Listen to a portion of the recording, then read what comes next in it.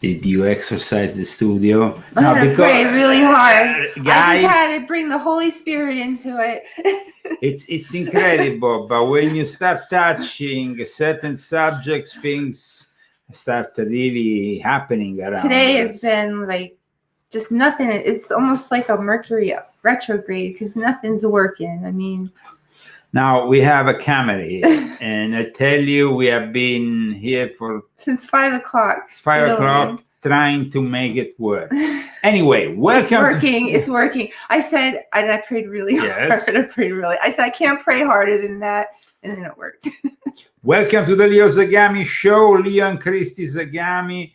This is our 27th episode dedicated to exploring the occult side of the Illuminati. The Illuminati occult this time gets to a point of no return with the wickedest man in the world, Aleister Crowley. So here we are, broadcasting live, Saturday, the 8th of July the 8th, as I say here in America, 2023, from Palm Springs, California. The weather is still very hot, but we are surviving, also thanks to your help. You can sustain this show, you can support it, but first of all, we need to thank our sponsors today, Christy. Okay. So here we go with the sponsors. We have two sponsors this week, okay. Bruce and Trent, and not many books sold this week.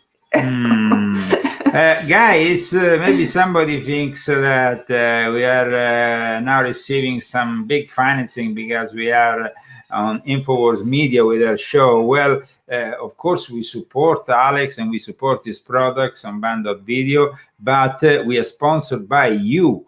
And you can find, of course, a link to GoFundMe, to Foundry, to Cash App when you go on leozagami.com. And you can also purchase one of our books, Christy's books or my books. And of course, today we are discussing a subject which I have covered extensively in my books. No? Hi,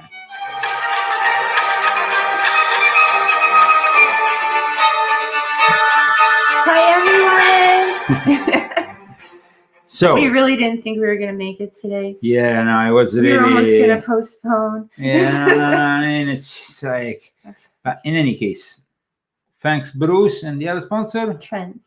And thank also to Pina, and of course, support the Leo Zagami show. And you can do it also, like I said earlier, with the purchase of a book, and amongst the latest ones, Volume 7 and Volume 8. And both of them feature Aleister Crowley. I think that actually Crowley is featured in most of my books. Mm-hmm. Isn't that the case? Mm-hmm.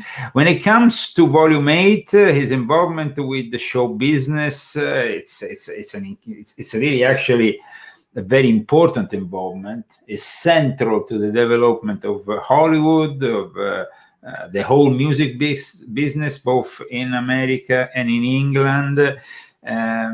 There's a lot to say about Aleister Crowley when it comes down to show business, so I invite you to go and check out Volume 8 of my Confessions, which is a very thick book. Mm-hmm. Filled with information. So welcome also our friends that are tuning in on Band.video. We have thousands of people who are watching us now thanks to Band.video. Thanks to the fact that we are not shadow banned as we are here on YouTube, but our most loyal followers are of course here with us right now, and we want to say hello to all of them.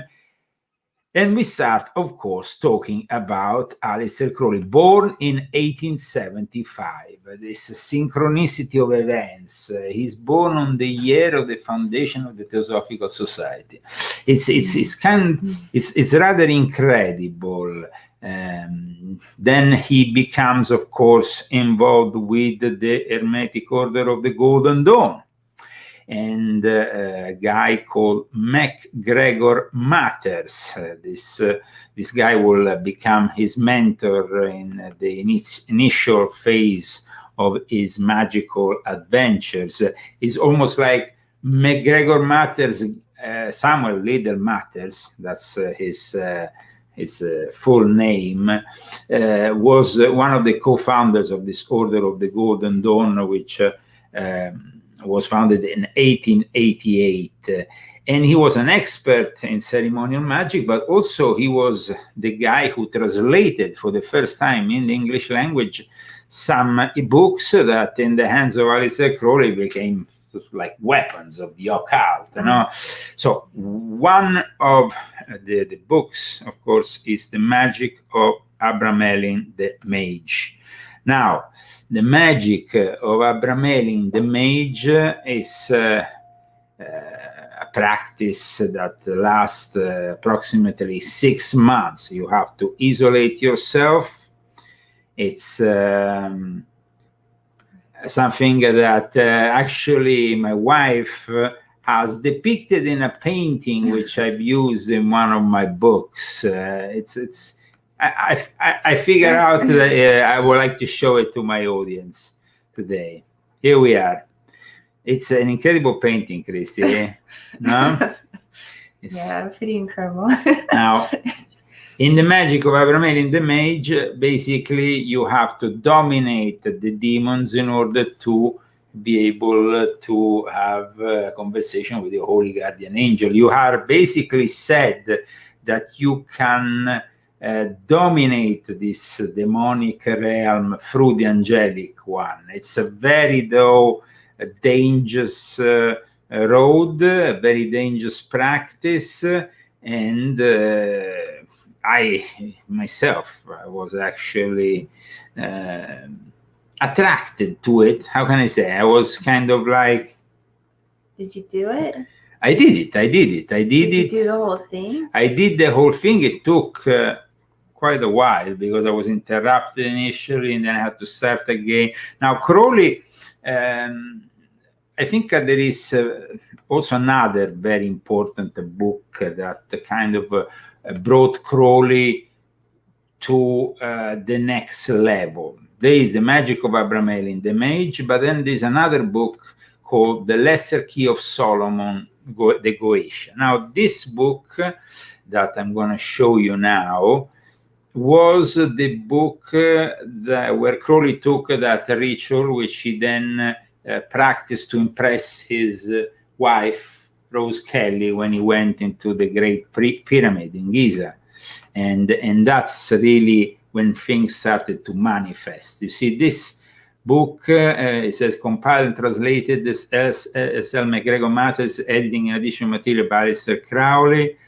This translation of the first book of the Lemegeton, which is now for the first time made accessible to students of talismanic magic. And of course, here is the year 1903. Now we know that the year after, in Egypt, he will enter contact with those secret chiefs, with those demonic entities that Crowley in some way invited in his life by reciting the first ritual, which is described here in the letter, this preliminary invocation. Thee I invoke the boneless one. Now, this is basically the ritual which Crowley recited, and he wanted to impress, like I said, his wife Rose Kelly. You know, so what did he do? He went to Egypt. Then he went to sleep. You could actually sleep at that time during the night if you gave a little bit of money, you know, to the guards at the entrance. You could sleep in the Great Pyramid of Giza. Oh, really? So he kind of like, he said, okay, I'm going to have spend the night there. I'm going to recite those rituals, which I just show you, which he basically helped publishing and translating. And at that point, the wife went in a state of trance and then said that they want to talk. Basically, first of all, he was invited to go to exhibit number 666, where he will find the Seal of Revealing at the Cairo Museum.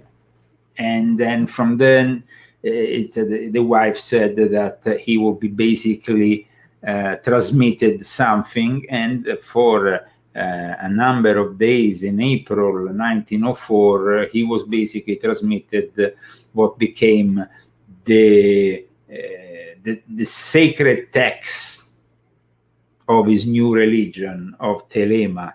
Do what thou wilt should be the whole of the law, and every woman and every man is a star, and all these other phrases come from a book which, of course, is anti-Christian in nature, is anti-everything, really, but it's particularly anti-Christian and particularly heretic in the way it describes things like, Jesus or Mary or whatever, without going into the details, of course.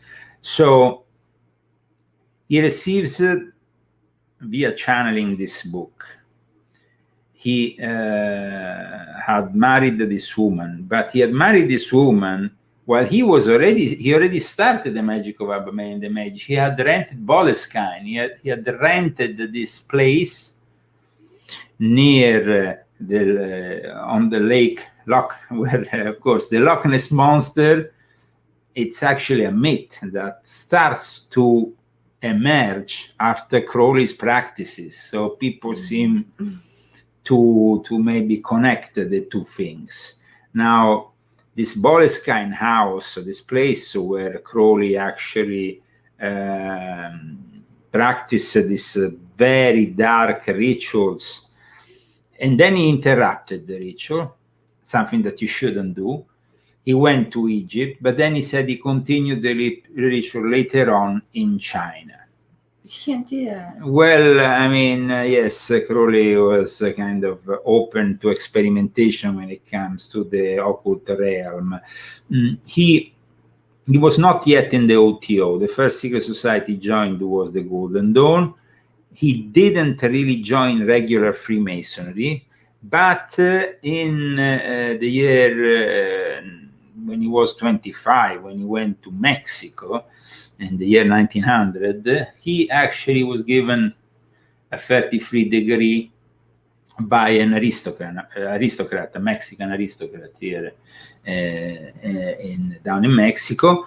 And this, of course, 33rd degree Supreme Council was irregular. The Supreme Council, so the 33rd degree was irregular. He wanted to then have a more regular 33 degree, and that's why later on, after meeting Theodore Royce and, of course, being introduced to the OTO, he will be given the possibility to purchase this 33rd degree patent from John Yarker.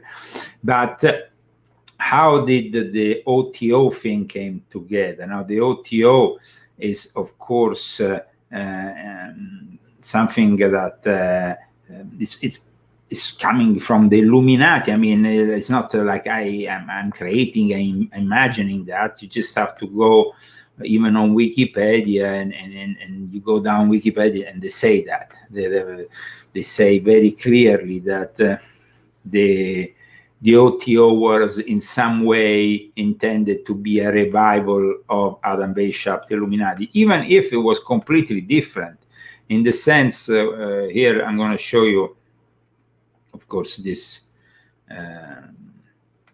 the statement given on here it says, you see, the OTO was intended to be a revival of Adam Weishaupt Bavarian Order of the Illuminati. In reality, he was not the founder of the OTO. The OTO was founded by Karl Kerner, Theodor Royce, and Franz Hartmann, who we met last week when we talked about the New Age phenomena, and who we met prior to that also when we talk about the Rosicrucians. So Franz Hartmann, and also when we talk about the Occult Roots of Nazis. So he's a reoccurring name. Now, Theodor Royce was German, Karl Kerner, the co-founder, was Austrian. Franz Hartmann, of course, was the chief, the head of the Theosophical Society in Germany. And at that point, these people founded this Accademia Massonica, this OTO, this Ordo Templi Orientis, and after a few years, Aleister Crowley came into the radar. They noticed that what Crowley was writing was revealing a bit too much. So Theodore Royce went to London and met with Aleister Crowley, telling him, "You have revealed some of our secrets." He said, "How can I know your secrets? I'm not, a member of your order." And in reality, the secret that they were claiming was, of course, sexual magic. The fact that the whole interpretation of the compass and the square and Freemasonry, and the whole interpretation also of the Catholic Mass and everything, is interpreted instead in a Gnostic, between brackets, perspective, a sexual, where the cup, the chalice that you have in church is basically the vagina, and the Holy Spirit's the spirit which is represented by the symbol of the dove becomes the semen. I mean, interpretations of this kind. However, Crowley says, "Okay, I'm gonna accept that what you say is true." And at that point, Theodore Royce bestows upon him the highest degree of the order for England and makes him basically the chief in the British Isles, the head. Now, Crowley will, of course, take that nomination very seriously. He started to recruit more and more people within the Theosophical milieu, because he was born in 1875, but he really grew up amongst that, circle of people that were all involved in Theosophy. Was very popular.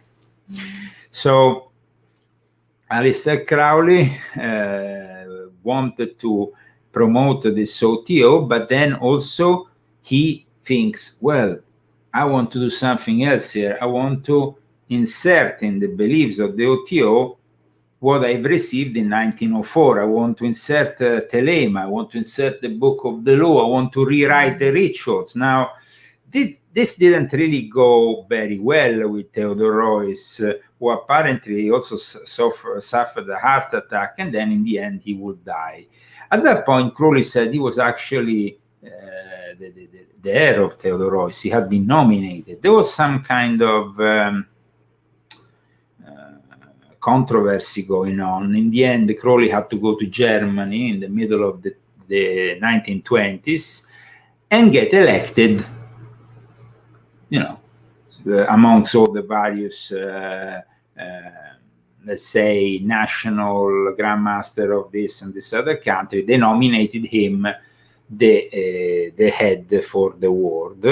And at that point, Crowley transformed completely the OTO to what is nowadays, rewrote the rituals. Also, later on, he was actually forced to rewrite the rituals anyway, because he had received accusations here from the Freemasons in Detroit, in particular, that the rituals of the OTO were copied from Freemasonry. So they said, you need to change something. It's not really. So in any case, Crowley was somebody who was always in search of the latest thrill. In 1908, he goes also to the desert, and this is something I discussed in Volume 8. When he goes to North Africa, he wants to open literally the gates of hell with this Victor Neuburg, who he basically sodomized in a ritual to evoke this demon in the middle of the desert. A crazy situation. Then he also does these rituals, public rituals in Caxton Hall in 1910, which are unheard of, because he does a public ritual in front of journalists using illicit substances like peyote and whatnot, cutting himself on stage like he was some kind of pop star. Like Ozzy Osbourne. Yeah, well, Ozzy Osbourne made a song called Mr. Crowley. Let's not forget that. I mean, in the music business, Crowley has been very popular, but not only that. I mean, this book here I find it very interesting by an expert of the Richard B. Spence is actually a professor, he's an expert in intelligence field and stuff. And he has written a book about Crowley also as a secret agent, because he was recruited by, apparently, the British Secret Service, as well as also probably the Germans. At one point, he was writing for this Fatherland, this publication, this propaganda publication. But here it says at the beginning of this book, he says, in 2002, the BBC polled its viewers and listeners to compile a list of the top 100 Brits of all time, political figures such as Winston Churchill, number one, of course, literati, and he was number 73, behind King Henry V, and just ahead of Scotland's Robert the Bruce, my ancestor. It's incredible. As he to call himself the Great Beast 666, Crowley seems an odd entry for such a list, definitely, in the numbers and the most popular Brits of all time.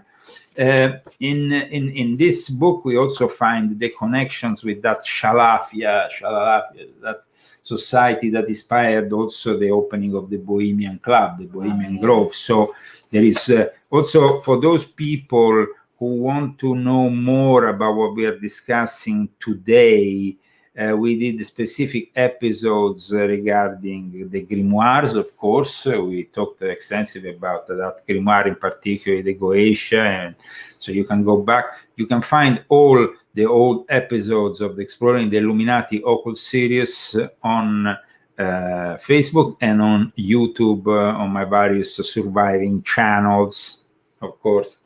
So the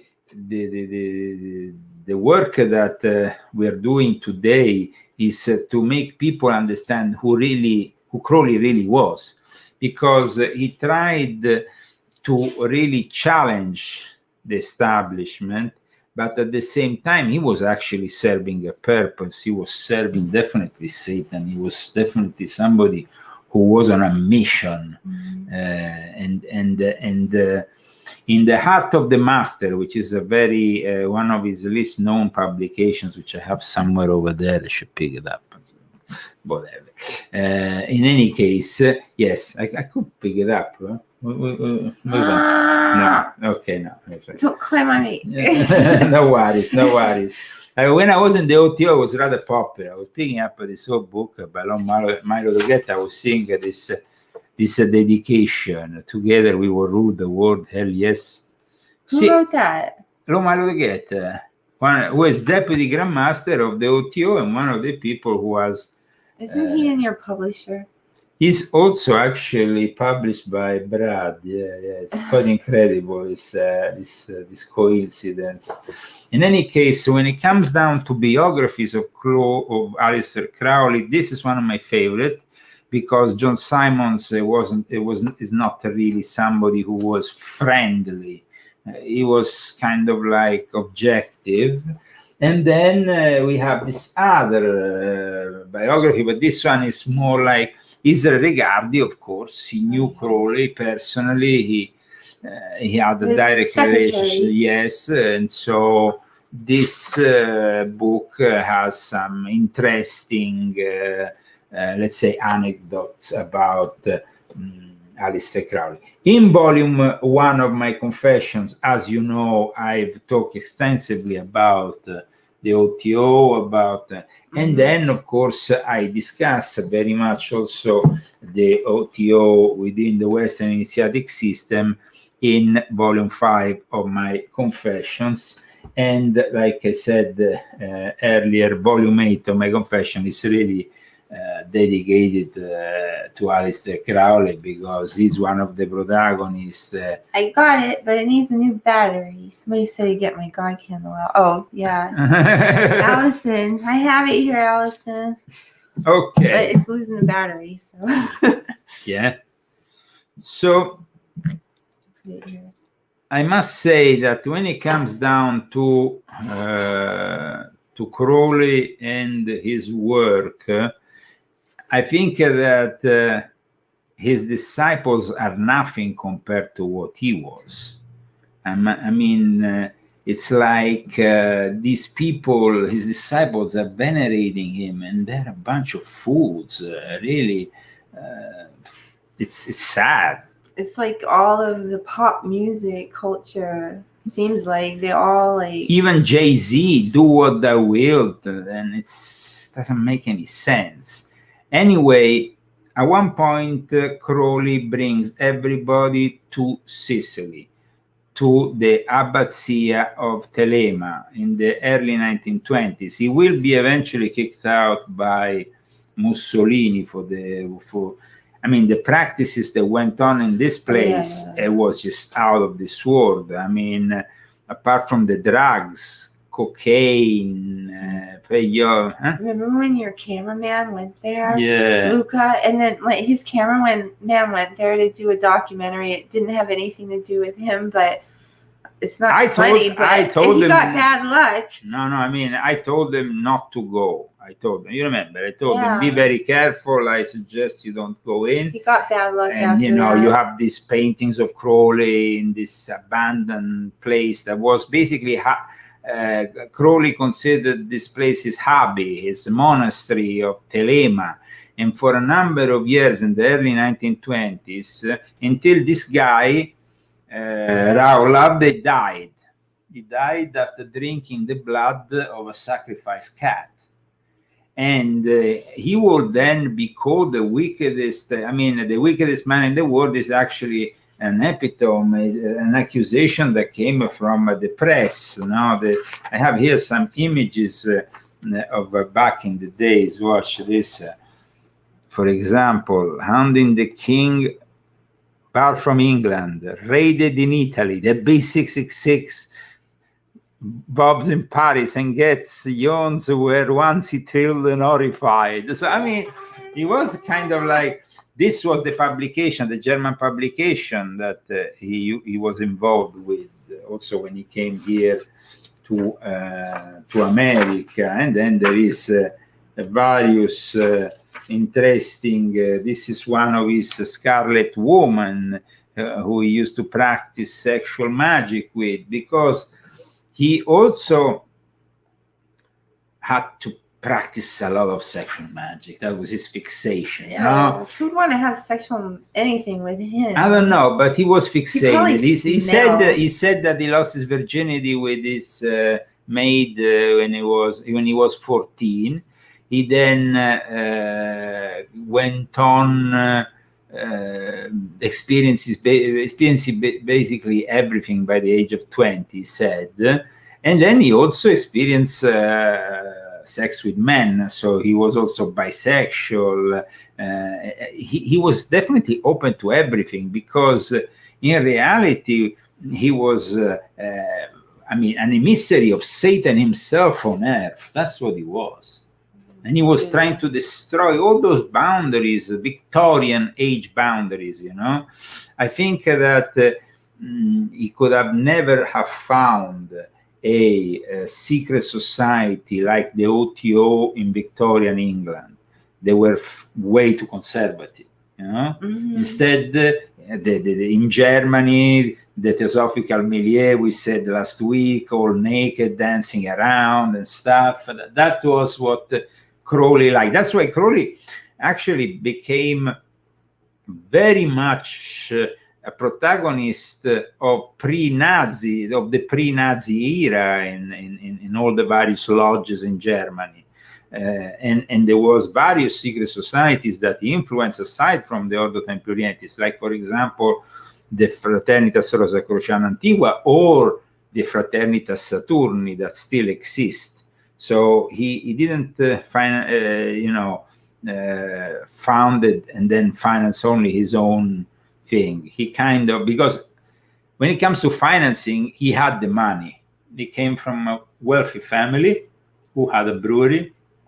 Oh, really? Just like your family? Yeah, in Leamington Spa. The father was, though, very much a Christian from a sect called the Plymouth Brethren. And they were very much obsessed with, pushing on Crowley, this future of being a preacher, of being connected to Jesus and Christ, and he rejected all that. Somebody is asking me about the infamous alleged connection with Barbara Bush. Some say that Barbara might be his daughter. There is definitely some resemblance. Having said that, we never had any official documents within the OTO, within the AA, which is another society that he created, secret society that he created. Now, there's some confusion for people about the AA and the OTO, because every time they open a Crowley book, it's written imprimatur AA. Now, the AA, it's an order which is invisible to the majority of people because it's built on a system, which of course was the Golden Dawn system, the system of the Asian Brethren before that, of the Golden Rose Cross, a German-based Rosicrucian system in which you don't necessarily have a lodge. You just need to know the person who is your superior, your master, and then you communicate to him your how you are proceeding. And Crowley, of course, had to go all the way, and at one point he established his own system called the AA, which then is still practiced to this day, and I was initiated into it also. So, I mean, the AA? I was initiated into the AA, I was initiated into the OTO, I was initiated into the I was initiated in all these things when I was very young. I think that if I was your girlfriend, you would have never done that stuff. Yeah, but I didn't know you back then. But if I was, of course. So. But why was all these things attractive to me, though? Yeah, why? Why? Because of course you are dealing with a guy who represents the rebellion. Did you like him? When you are a rebel, when you're young, I think you are drawn to a rebellious figure. Did you know, figure. The things that he said that were so awful? No, well, I mean, I went on and I understood then who Crowley was, but most of all, I abandoned the idea of having anything to do with, with Crowley, with the OTO, the AA, or anything else. When I was initiated in the 8th degree of the OTO, and I started to see what it was really all about. So, I mean, first of all, back in those days, there was no internet, there was no access to all this information. But the OTO, basically, it's infiltrating every branch of Freemasonry possible and imaginable. They are doing it methodically in every country in the world, and it seems like there is no Masonic jurisdiction that is capable of stopping them. Even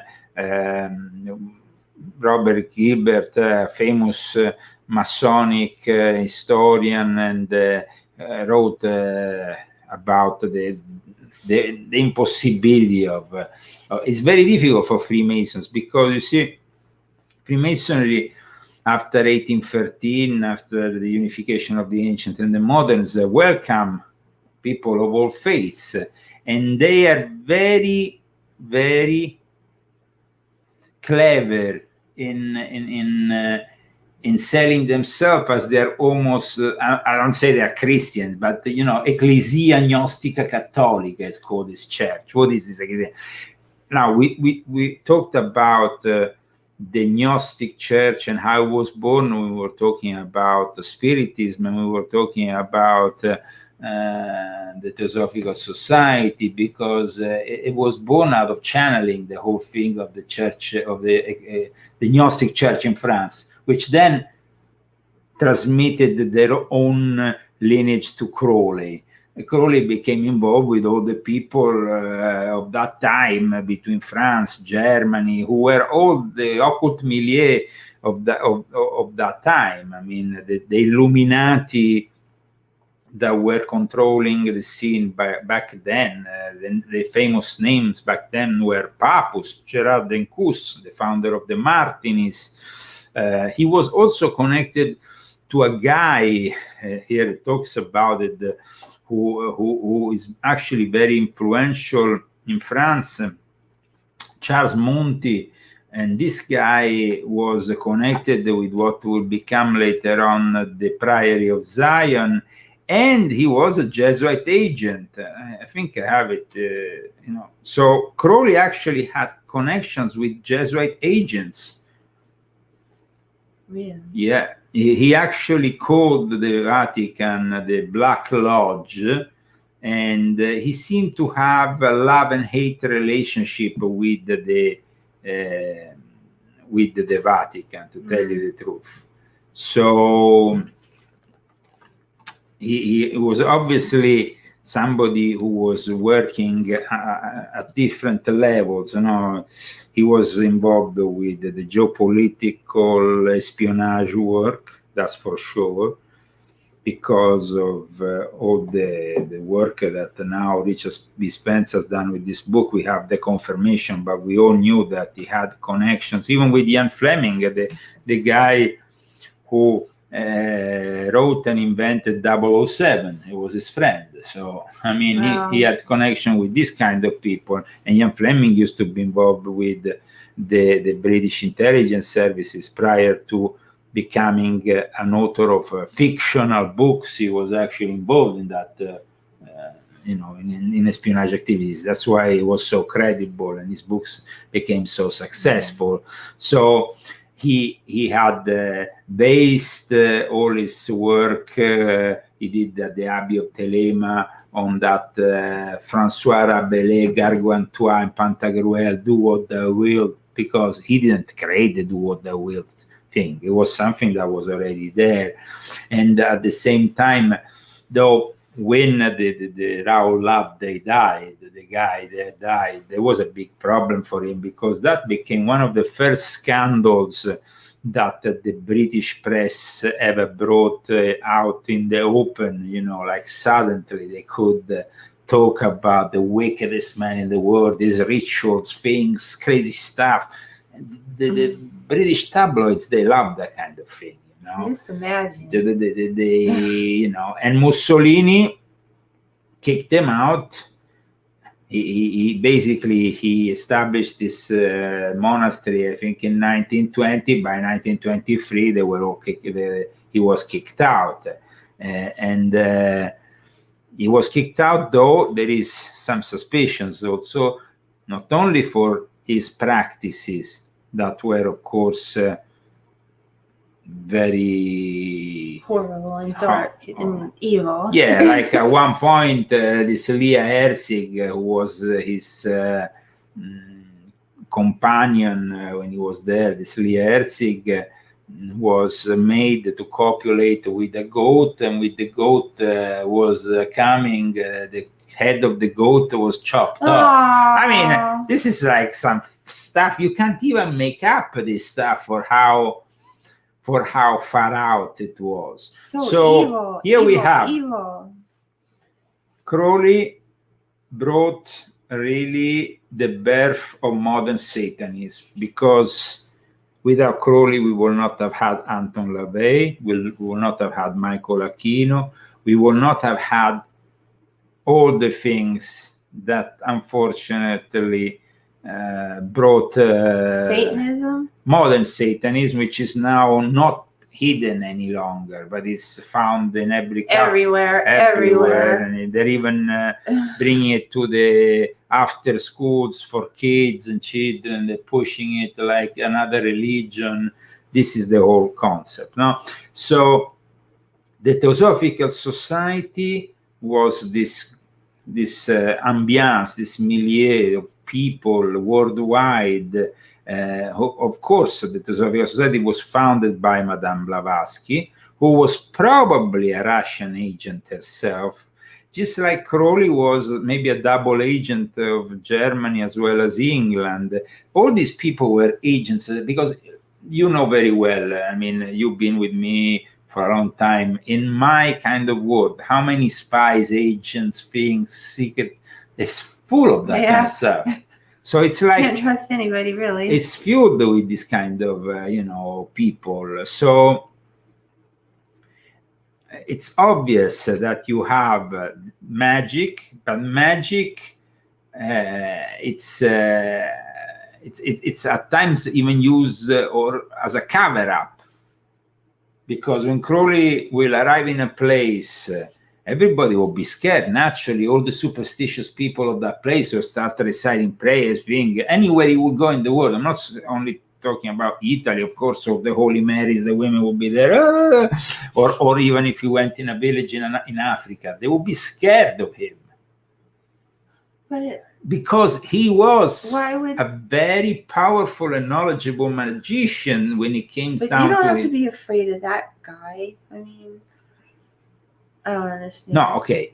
If you have faith, if you're a man of God, you don't have to have faith. You don't have to be scared of anything. Yeah. Your faith should protect you from these things. Yeah. No, that is, of course. But having said that, the majority of people are actually superstitious. Even the ones who claim they don't believe in anything, I tell you that a lot of them are superstitious. Well, in Italy, they very much are. Definitely. Especially in southern Italy. Yeah, so imagine in Cefalù, in this little town, which is close to Palermo. It's in front of Alicudi, basically, the island. You go straight from there to Alicudi if you take a boat. I mean, you know those areas. I brought you there. So I think you understood how at times they can be primitive, superstitious. And yeah. In fact, my father, Elio, had actually made a book with some research where he claimed that Aleister Crowley one day had gone to Alicudi because they were used to make this exchange. The people of Cefalù will give the vegetables and the people of Alicudi will give the fish, and they will go backwards and forwards with these little ships. And apparently Crowley one day picked up this ship and went to Alicudi for, just like a day off a journey, like a couple of days out in the thing. So he claimed to have found some evidence of it in the registers of the local church of San Bartolo there in Alicudi. In any case, he was kicked out of Sicily by Mussolini. He went back to England, and then obviously he was sued by the wife of Raoul Loveday, this 23-year-old Oxford graduate who died participating in one of Crowley's rituals. And the case became very popular, but also brought him to bankruptcy. And it was from that bankruptcy that the modern OTO managed to then rebuy all of Crowley's legacy and estate. When nobody knew about that and wanted the Crowley stuff, they came in and with a few $1,000s, they bought everything. But for people who don't know what we're talking about, Aleister Crowley is somebody who, of course, died just after the war. He died actually, apparently, with an heroin needle in him, and he was Well. That's it. So, what happened was this: Crowley became weaker and weaker when it came down to economically, But magically, he still had this legacy. He had this lodge in California who actually financed him until the last days of his life. So he was living off of the people here in California who was his followers, really, at this point. The people of Hollywood who had established this OTO lodge that was so popular for the establishment of the Aeon of Horus. For those who don't know, Crowley picked up this revelation, mystical revelation that he claims was channeled to him, this book of the law in Egypt, wanting it to make the official religion of the Illuminati. And that was the moment in which a lot of clashes happened, also internally to the various occult groups.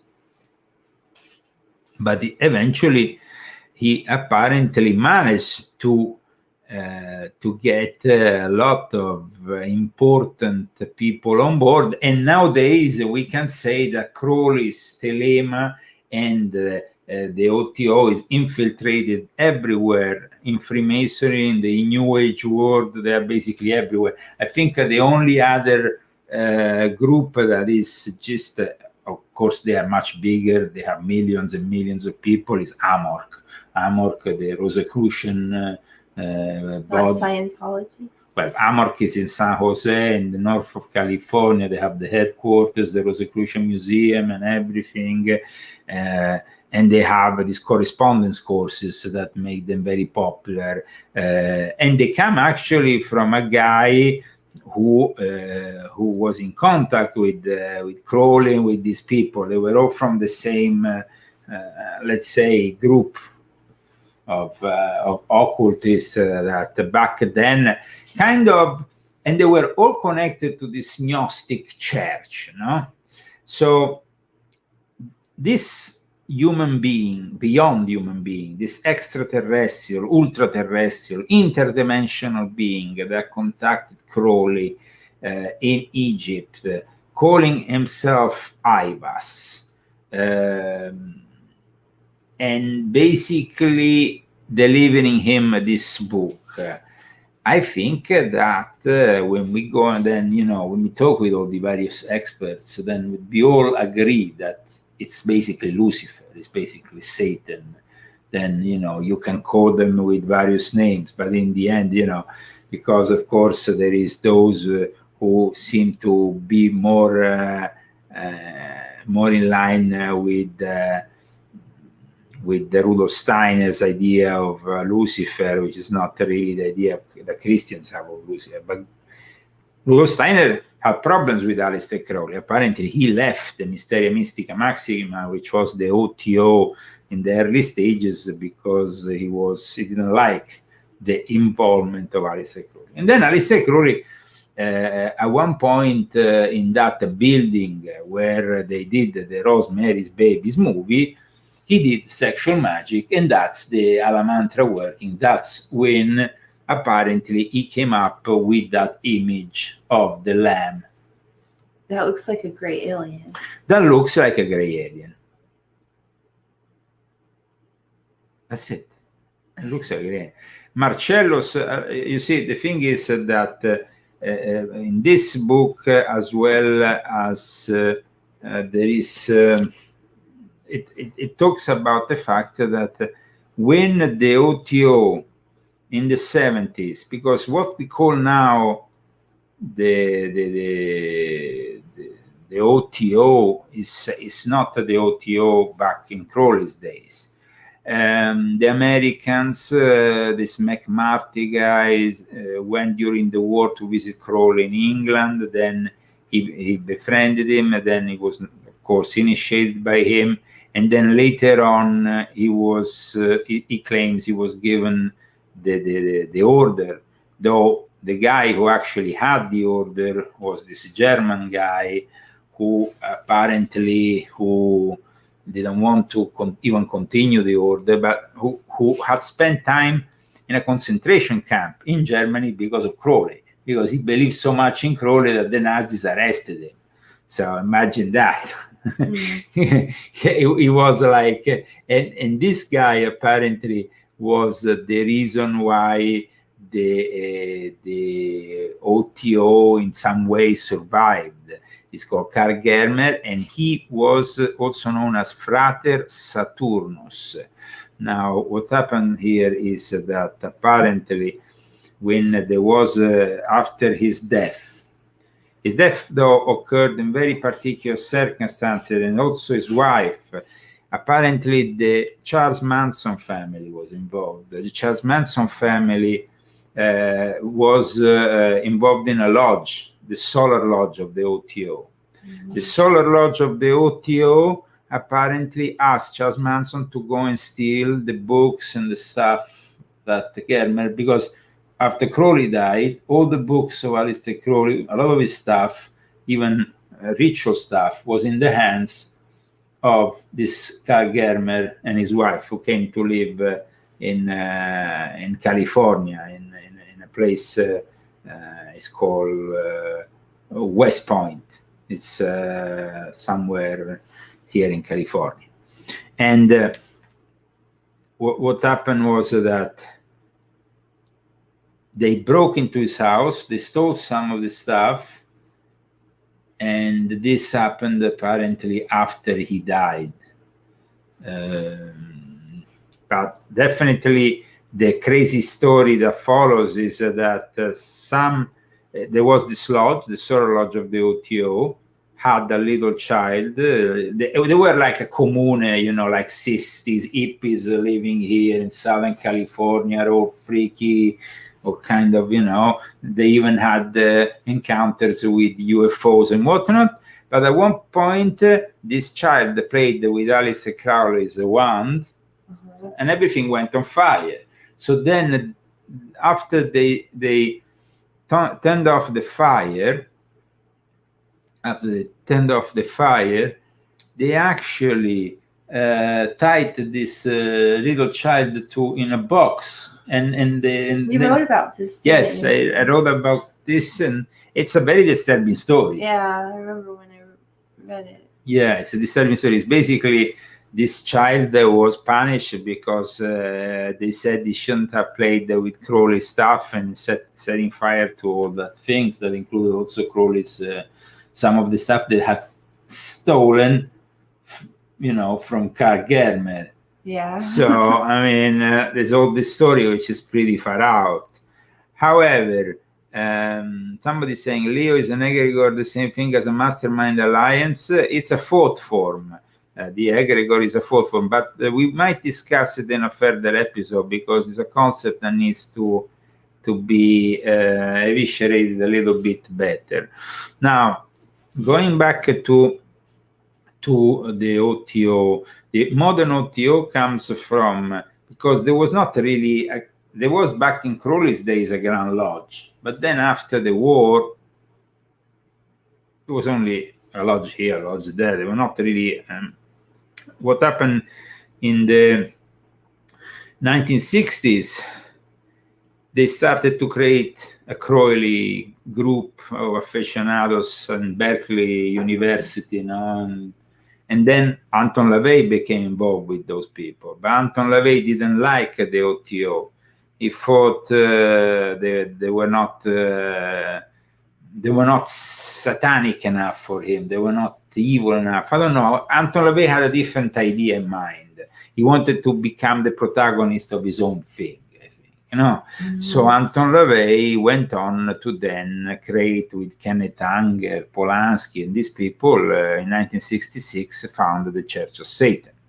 But having said that, later on, as I described in Volume 8 of my confession, Michael Aquino does that ritual for evoking the spirit of Marilyn Monroe, and then later on he founds the Temple of Set, and the Temple of Set becomes a way to bring back all that Crowley kind of philosophy, more complex and not so simple form of Satanism, a more intellectually sophisticated form of Satanism.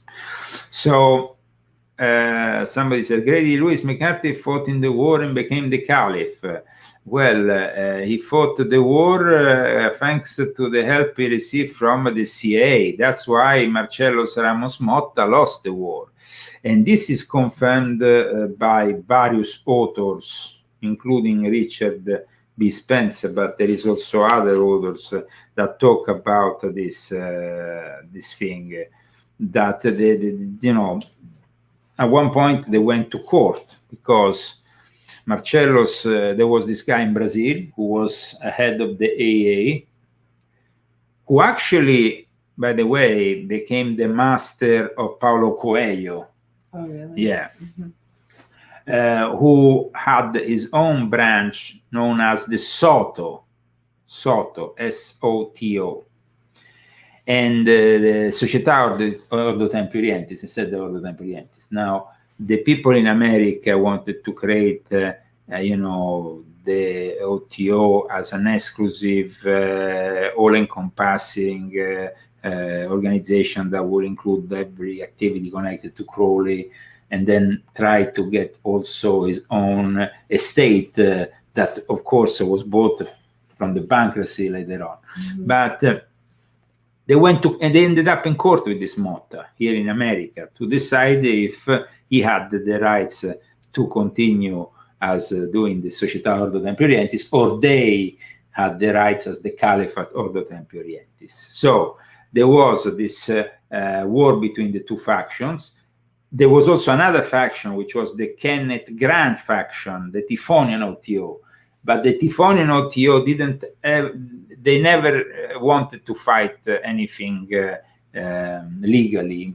They just at one point ended up calling themselves Tifonian Order when the whole thing went into the courts after the 90s. Because then I was involved at one point into this battle, so I can tell you, I mean, in London, these people from this Albion OTO tried, there was a big court battle that went, first Marcello Smotta lost, and he accused, of course, the Caliphate OTO of being CIA controlled.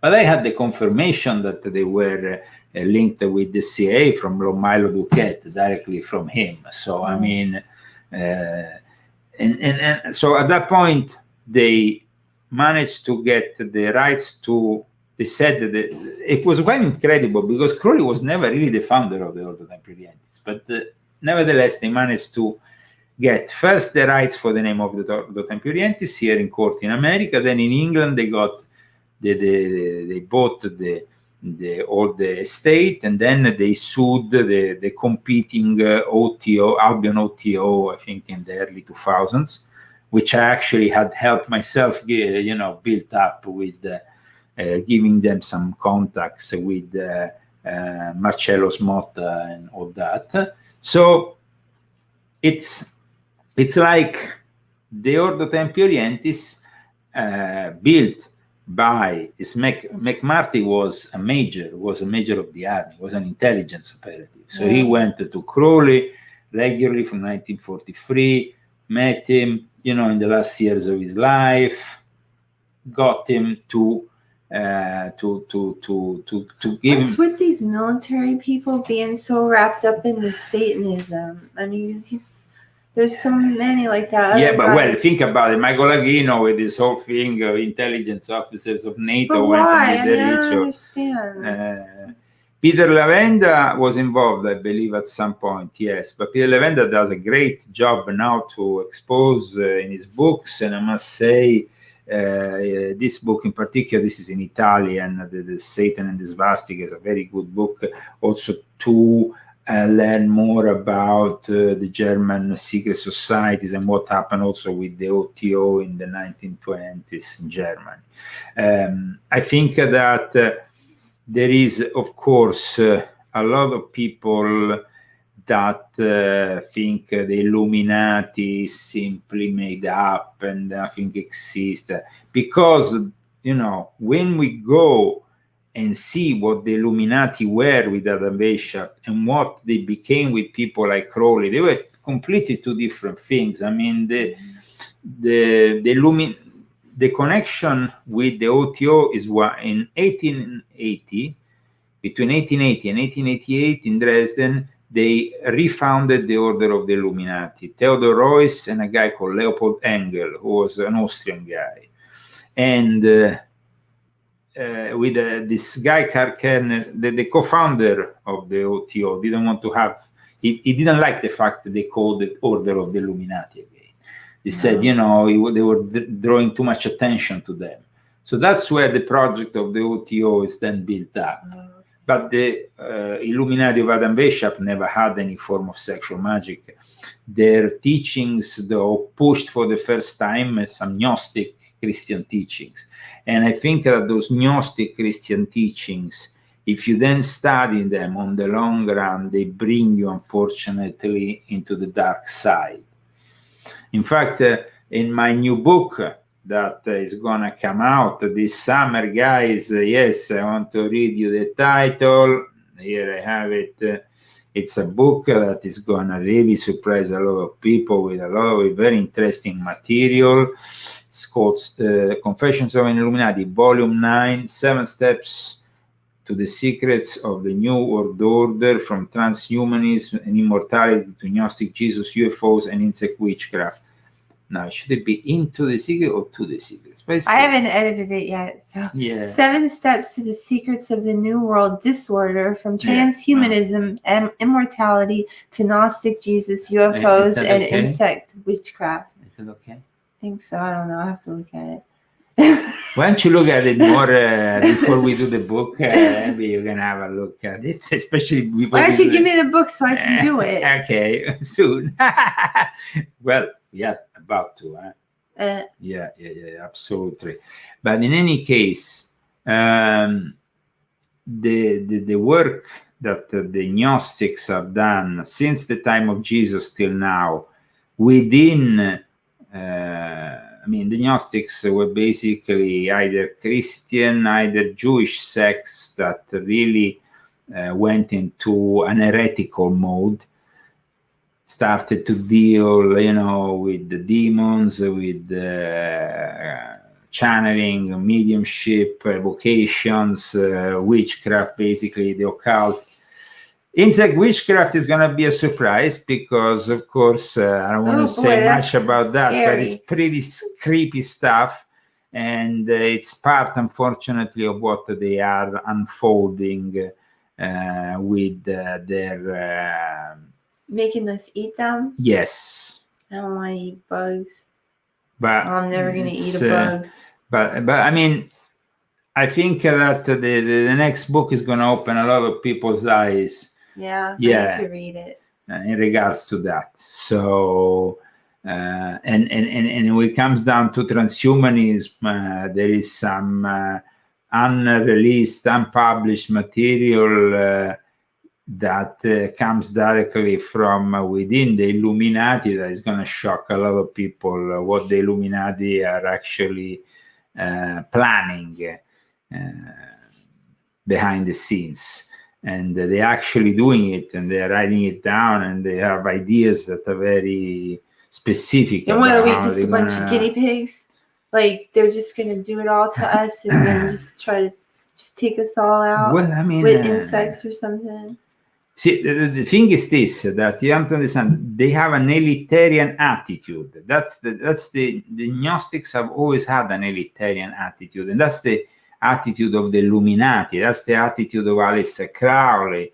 It's so they're not better than anybody. No, absolutely. But they always have this attitude that they. So I think that today we have showed to everybody how one guy has been very influential in a negative way, no? Mm-hmm. There has been people who have been very influential in a good way. Mm-hmm. But today we had to actually talk about Crowley because a lot of people have been asking us, please talk about Crowley. When are you going to do a show about Aleister Crowley?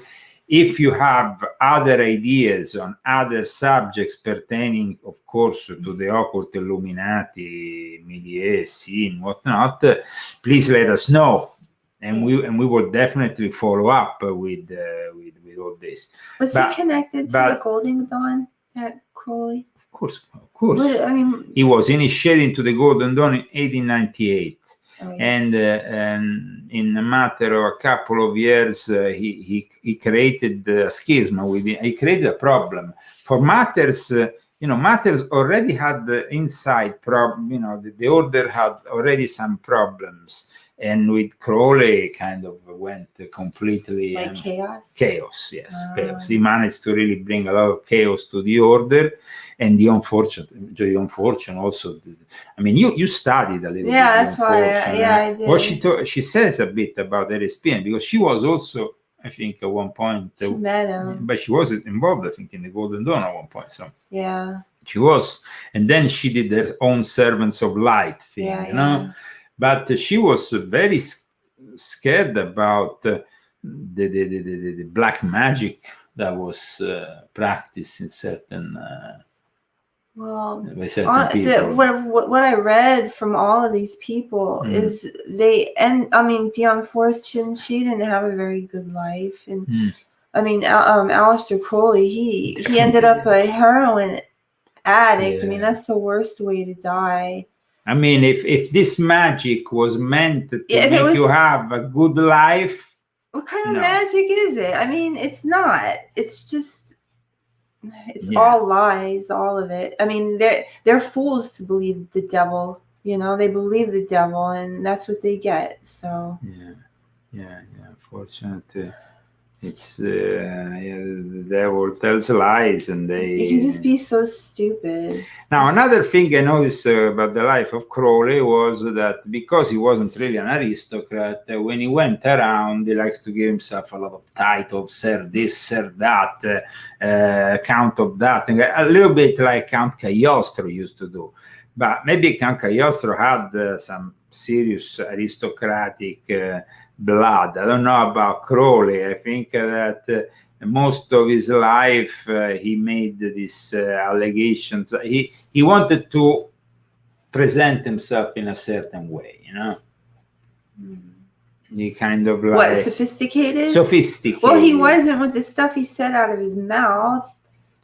It was vulgar. It was disgusting. I read some of it. I never read any of his work or any of his books or anything like that. I never studied him. Never cared about him. So. Somebody says, Yuval Noah Harari is no atheist. He speaks of God constantly. He's a Gnostic. He actually writes about Zoroastrianism and things like that. Now, when it comes to Gnosticism, I think that we should judge the fruits from their, how you say, the seeds from the fruits. The tree from the fruit. Okay. Is that right? No. Yeah. Judge the tree by the fruit it bears. Okay. I think something like okay. that. But in any case, I was involved. It's a bunch of rotten fruit from that tree. When I was young, I was involved with all these things. I was also involved with the Gnostic Church very much, and I don't think your life was very good. No, my wife, my life, and your so that bad. too. Everything was bad. They kind of became completely another thing when you came into my life, and so things changed because it did. It changed. Having said the experiences that I had, I think were positive because I understood where the evil came from. Okay, so kind of like what I went through with my New Age stuff. I'm not sorry I did it, even though I had to go through all that stuff, and my life wasn't that good either. So, like Bruce here, our friend Bruce Codish is saying, you have to get exercise. Yes, and that was one of the things that I had to get exercise more than once, unfortunately, because of all these occult activities I had been involved with. The Illuminati is a very serious thing, and people, tend to... those demons will attach to you and make you sick. They attach to different parts of your body, and they embed into you and just stay there, and you can't get rid of them unless one thing exercise, I noticed though from John Simons that he also says that Crowley was also a bit in line with what the Frankists were also, the Sabbatian Frankists, and a lot of other also biographers and people who wrote books about magic and Crowley have noticed how the Sabbatian Frankists who led the people to indulge in sin constantly and degrade themselves in order to find some kind of, what? I don't know, man. What are you gonna find? What are you looking for? I don't know. It's crazy. It's insane. But that's how it is.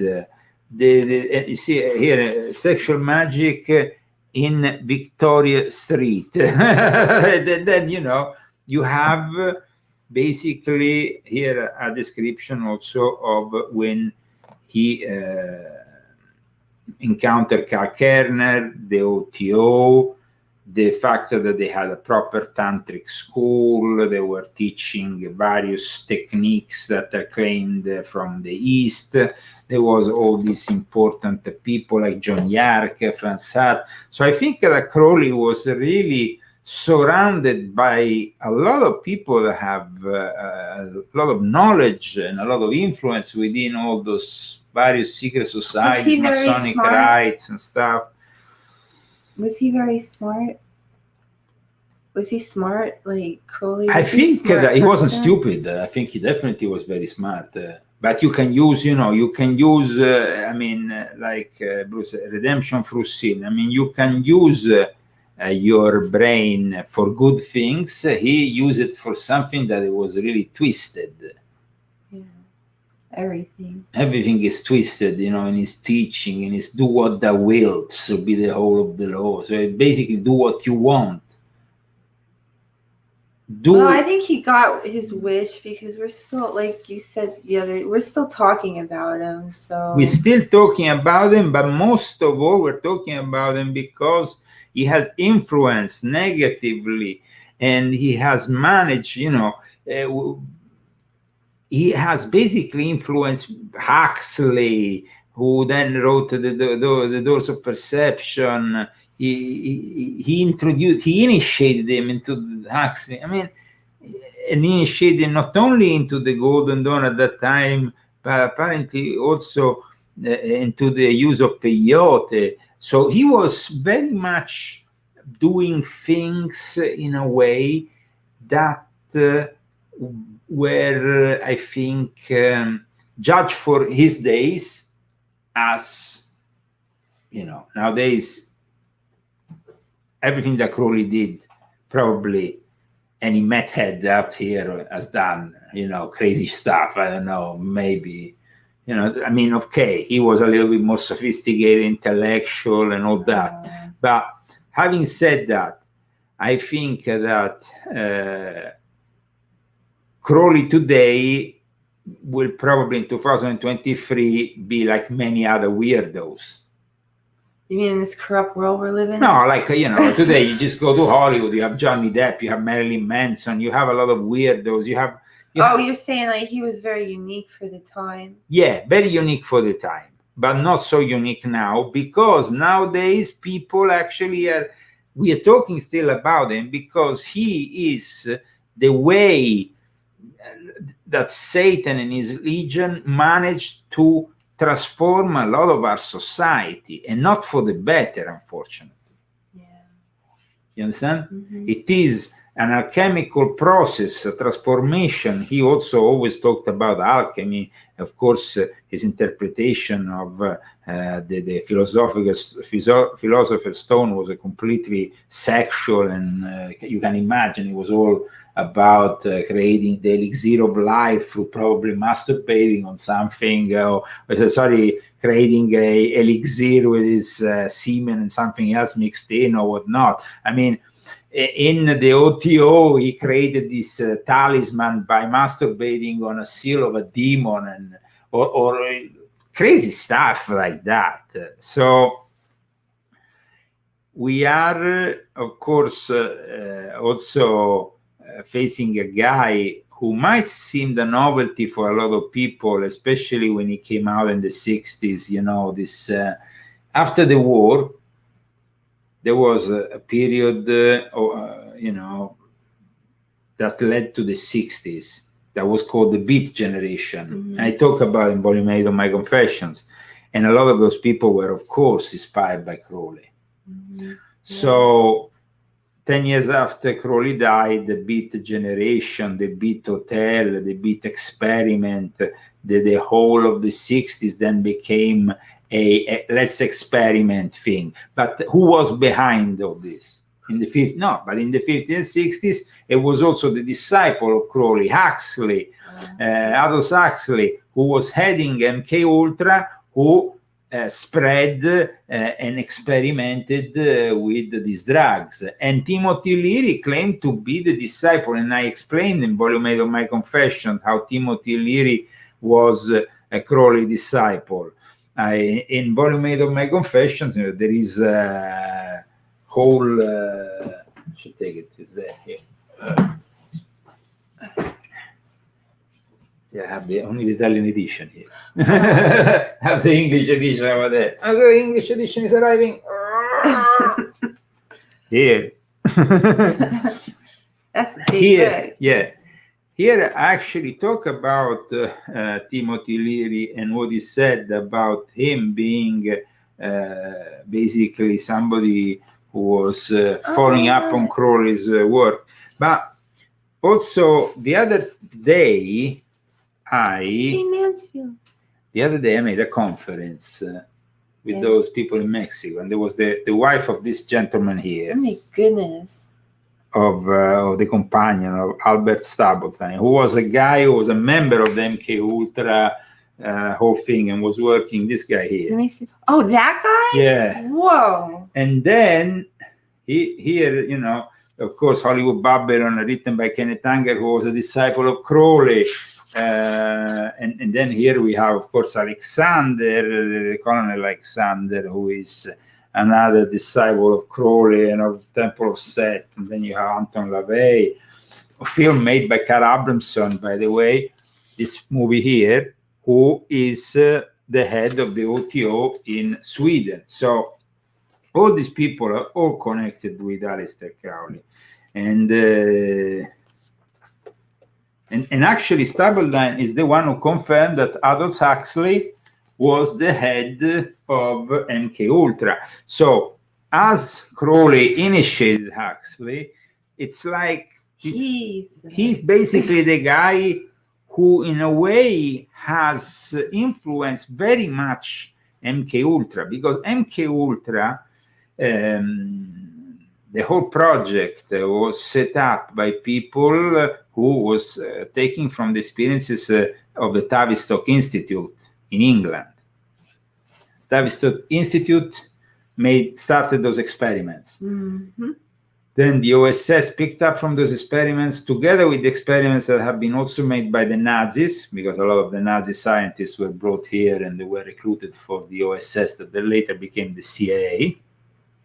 So this whole mind control thing has also included experiments like when Crowley was basically doing his thing in Cefalu. That was a mind control experiment in a way. Imagine that you couldn't say I. You couldn't refer to yourself as I. Every time Crowley referred as I, he had to cut himself. So a friend... Was he killing his ego? Yeah. So a friend of mine whose father knew Crowley told me that basically Crowley was full of cats when he returned from the Abbey of Telema. So what a mess. So this trauma-based mind control experiment that was going on in Cefalu in Sicily during the early 1920s must have appalled somebody like Mussolini, who in the end said, you know, good, kick him out. Kick out this guy. But Mussolini, of course, said, this is too much, you know. And then, of course, it's not that fascism didn't have like people like D'Annunzio, who was just as perverted and crazy as Crowley. But having said that, I think Crowley was probably also working with some espionage work, apparently, watching the ships that were passing in front there, going to Palermo, writing down, and things. This kind of like, you have also espionage activity. So you see, on one side, you have the magic, the occult, but then you have also the geopolitical, and so I hope that today we managed to we don't usually do much people like figures, no? No. Who else we did in the past here? Who else? Did we do Cagliostro, I think? I think so. We did so many episodes, guys. But anyway, you can write at Ordo Illuminatorum Universalis at gmail.com. Lincoln Trebuchet, that was definitely a very interesting figure. And, we have never really understood his relationship with Crowley, but Richard B. Spence talks about him very much in this book. So it's interesting. I have a lot of other books also. Back in Italy, I'm surrounded by books that talk about Crowley. I think that definitely his role deserved this attention that we gave him today. But I have a booklet in there. It's a yellow book. Okay, I'll get it. You find it? It's a yellow, small, this big, little. Just a yellow. No, it's Heart of the Master. Heart of the Master. Piccolo. Yes. It's a yellow. It's a yellow little. Oh, here it is. Okay, perfect. You have a lot of little yellow books, by the way. Here. Okay. Okay. Why did I told you to ask you to take out this book? Because this is this is a book not many people know, even amongst the Crowleyites. Now, this book is a very particular book, which, of course, explains the role that Crowley took in front of the members of the council, of the, the superior invisible council of the Illuminati, that, of course, we can also call the secret chiefs or whatnot. And maybe you can read one passage, which I think it's... I don't want to read any evil stuff. No. This is, what I understand. Apart from the fact that we have the mention here of Apollon. Now, Apollon. Now, people don't know, but Apollo was also the god of the locust in ancient Rome. So, and, when the Antichrist will arrive, basically, it's the incarnation of Apollo that the Illuminati are waiting for. However, this book has some elements, and so I think this little passage, we say, but above that extract the whole width of the word Yahoo. Now that is a mantra which is used by the Gnostics. It says, then came a blackness over the whole map, for at one time the Brotherhood had been nigh destroyed by a great sorcery of the Black Lodge, and the darkening of all counsel, and the confusion of all truth. I saw only a glimmer, blur legible, Plotinus. And then at the end of the darkness said many, I could not read, Jacobus Burgundis Molé. So the name, of course, of the last Grand Master of the Knights Templars. And then also the name of Christian Rosenkreuz is mentioned amongst all these initiated. But the thing is that, you see, he takes on board, apart from, he takes on board the role of 666, of the beast. Here it says, on his hour, answer my teacher, it is... essay to speak. The work of our sister Elena Petrovna Blavatsky was inaugurated at the very season of the birth on earth of her brother, the Master, whose word is Telema, whose name is yet hidden under the form of a lion. So you see, he was connecting with the birth of Elena Petrovna Blavatsky in 1875.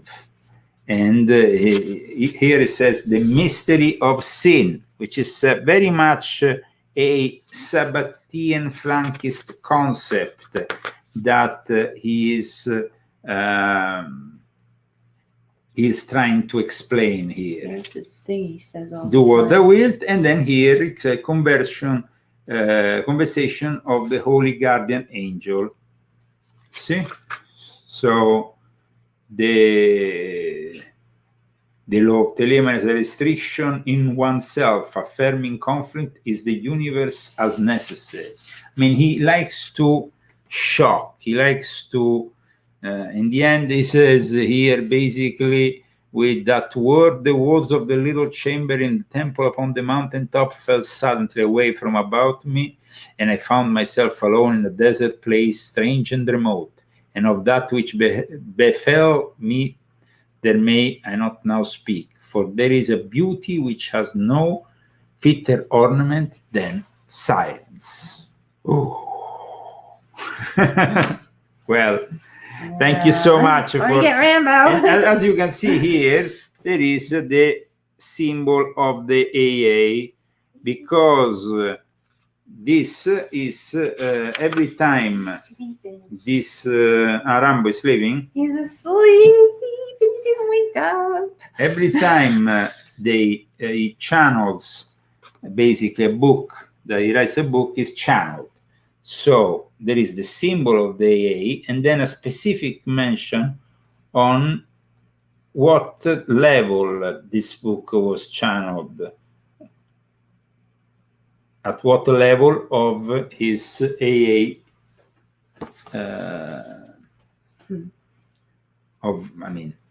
his level, of course, was the head of the order, but there were various levels of channeling that he then describes. Well, I think that, and then of course the symbol 777, which is the symbol of Babylon, you know? So I guess that we have given you a wide, very in-depth explanation of all this. We had a lot of difficulties today in recording this show. Even the thing I used, because I cut his hair, and the barber I used to shave his head, it broke. Like, I had to say, "Oh, please God, help us." It worked. And then, please God, help us. I have to pray all day today. I think there is a great evil. Okay. I think there is a great evil in the work that Crowley has conducted. I also think that people don't understand that it's not restricted only to the OTO, but to the whole of Wicca. Because Gerard Gardner had basically asked, Gerard Gardner was a member of Crowley's OTO, and has asked Crowley to write for him the rituals and stuff and all that, you know, just for money, because Crowley was most of the time was bankrupt, didn't have any money. After the bankruptcy, he was always broke. And so apparently the actual rituals that are said to be white magic of the Wiccan system are actually written by Aleister Crowley. So they're not so innocent after all. So don't illude yourself when it comes to the witchcraft. Wiccan magic is white magic, is because, you know, people tend to think that Wicca is innocent and stuff. Like you're worshiping nature. Yeah, with all that.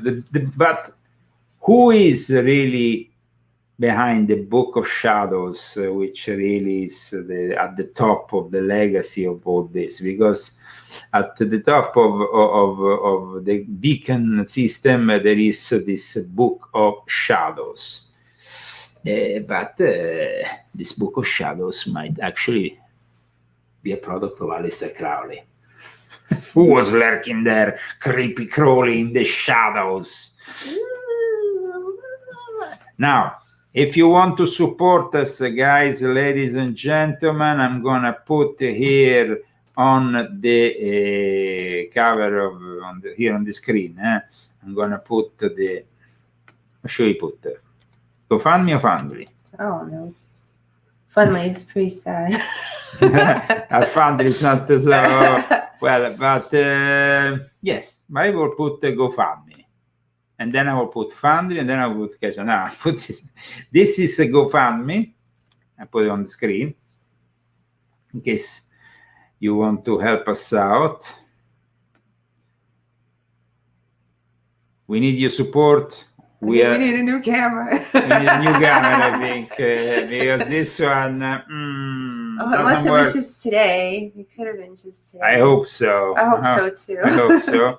So that's a GoFundMe. Then I'm gonna also show you Fundly, because maybe there is. With the GoFundMe, we haven't put any restrictions. You can donate any sum.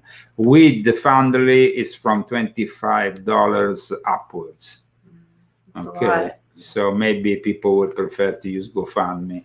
And then you have a Cash App. Mm-hmm. There is also Cash App, but you can find the Cash App link, I think, at my website. How does it work, that Cash App thing? Cash App, I put it here. I put it on the cover. You never know. Maybe people will start using Cash App also. Here we go with Cash App. And here we go with the sound. And Christy's already dancing. Christy, you're already dancing. Yeah. Okay. I'm hungry. I want some pizza. So what did you think of this whole show and Aleister Crowley in the end? It didn't. I mean,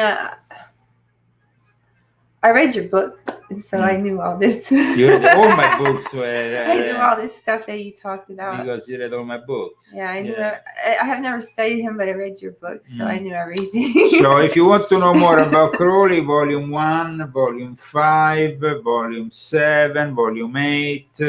it's just the need to know, you need to know this stuff just to get the gist of everything and how everything works. So even though I didn't, want to know about him, it's good that you have all of this knowledge, because knowledge is power. So he took on himself to become this B666, to then bring the apocalypse to life. And we are now about to maybe witness some of the clue moments of this revelation, So in the end, I don't think there's any maybe about it. No. So I think but that's so. Then in the end, he projected so much evil, and unfortunately, we are getting that evil. Yep. But at the same time, he said that it was a necessary thing to do because if you want to materialize the end times, you have to do what he has. So that kind of Sabbatean Frank I was going to say, it's very Sabbatean Frank. It's kind of like, okay. And he was definitely not the inventor of sexual magic, because Pascal Beverly Randolph, that's where he took it from. He never really created any. I mean, he was. He's like the Chinese. He just steals everything. He didn't really create anything that was his. Yeah. He kind of managed to. Okay, let's dance. Okay. Bye, everyone. Bye, See you next time. Take care, guys. And hello also to all our friends on Band of Video.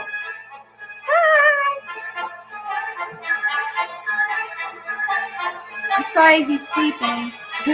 Yeah, Rambo is sleeping today. His eyes are closed.